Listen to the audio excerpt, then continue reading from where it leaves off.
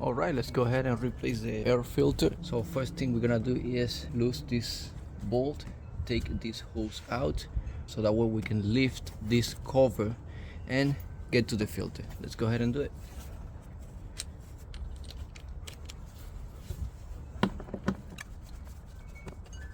Once we lose this, we should be able to move this back. As you can see, it's already open. Let's go ahead and remove this one right here. Let's go ahead and remove it. There you go. With that out of the way, we have this cable going around, but I think that if we just pop open these clamps, there's one here, there's another one right here, you just flip them just like that, flip the other one, and I'm pretty sure we will be able to pull this case out.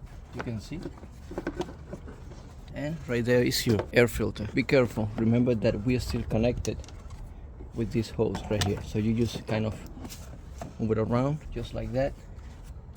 Here is your filter. Remove any dirt that you have inside the casing.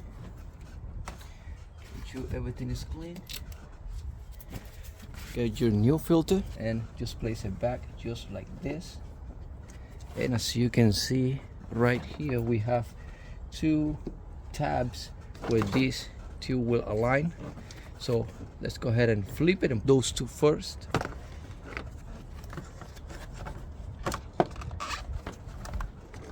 Take the hose out of the way. Once you got those in place, lower the case.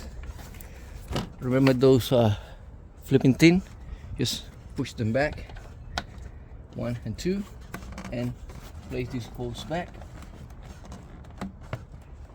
just like that. Don't forget to tighten it. There you go. Make sure that is secure. Make sure this is secure, this is secure. Now don't forget about that connector, that plug that we took apart. So go ahead and just push it in like you meant it. Boom, it's done. That's how you replace your air filter on a RAV4. Thank you for watching.